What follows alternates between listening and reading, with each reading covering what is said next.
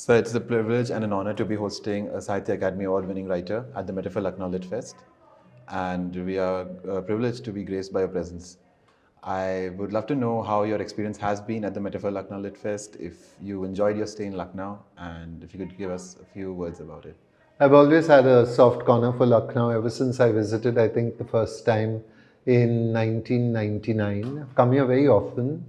I love the tehzeeb of the city. I love the composite culture, the fact that there is such a very strong influence of both Muslim and Hindu elements in the culture. I enjoyed the kebabs and I enjoyed the Metaphor Literary Festival a great deal because there was a wide variety of voices and an interesting talmel between everybody who came. That's so good to hear, sir. And sir, I wanted to understand, you spoke about your early life in coming to Lucknow. Was this when you started writing? When was the time, the phase where you understood that this could be something more than just something that you do for yourself? I mean, it always is. So I think I began writing at the age of 21, but that wasn't because I thought I would be a writer. I thought writers were, had to be men who had been to Cambridge or Oxford or Harvard. They had to have an international education. They had to have the right connections and, move in the right circles. So I thought writers were very privileged people, and I have no idea how I came to this conclusion. It's not as if any writer ever told me this. It's just that something that I think young middle class or boys think about their life choices. But a friend of mine, Rashmi Palkhiwala, was very keen that I should write, and she said, she kept urging and insisting that I write. And from that, I think the lesson that I've learned is that we all need somebody to give us a little push and to supply the deficit of our self-confidence. Because really it's a deficit of self-confidence that prevents so many of us from expressing ourselves or from describing ourselves simply by saying, "Hi, I'm Jerry, I'm a writer." Or it took me a long time to say, "I'm Jerry Pinto, I'm a poet." It just seemed like that name belonged to other people. And that again is really a deficit of self-confidence. Sometimes it takes a friend to supply that. So true, so true. Good friend can be the best thing that can happen to you. Could we discuss some of the works that you have put out, especially the one from 2000, Surviving Women? Surviving Women was one of the very first books that I did. In fact, the first book that I did at all. That was because I think Shobha Dey had written a book called Surviving Men. And I'm told that Anil Dharkar, Mark Tully and David Devida were sitting around thinking who could write a response, and Anil Dharkar told me that all three of us said Jerry Pinto. And that's how I got to be offered it. And I remember when that offer came to write Surviving Women, I thought, no. I'll lose all my women friends at one shot, and it's not going to happen. And so I didn't even answer the letter. I just ignored it. I wanted very much to write a book. I think if you've been a reader, if you have a big collection of books, then you want to see your name on the spine of a book. It's just as simple as that. But I was very sure I knew what kind of book I wanted to write. I wanted to write a great big novel, a wonderful, sort of very important novel, that kind of thing. So I thought the Surviving Women thing was not something I would do. And then fate stepped in. I got another letter from a gentleman whom I didn't know at all called Ravi Singh, writing from Delhi and saying, I've just taken over this woman's position, she's left, and all I have is this one letter that she's written to you, and I'm coming to Bombay, and could we meet?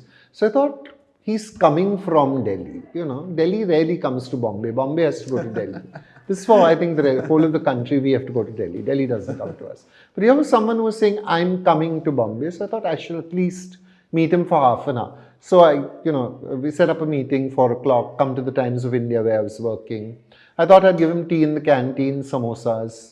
10 paise samosas they used to have that time. So I thought, it'll be a cheap date, and then, I can get rid of him.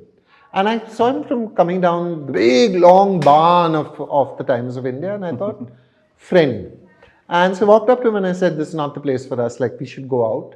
And I took him to all the bookshops of Bombay, I took him to the libraries. And about 7:30, he said, I think I have other people to meet. It's been 4 hours together. And as he was leaving, he said, do you think you want to write that Surviving Women? And by then he was my friend, so I had to write it for him. So I wrote it for him. And of course, I wrote it I was trying to figure out a way not to commit myself to this idea of surviving women. So I thought what I'd do is a whole series of stories in which I will let men talk about their attitudes to surviving women, whether it's surviving the mother, surviving the sister, surviving the aunt, or whoever it was, the ex-wife, the daughter. So I just got people with various experiences to talk, and I put it down. I sent in the book. And he wrote back and said, great, nice, good, well researched, but it's not what we want. Rewrite it because we want your sense of humor, your sense of fun. I was so angry.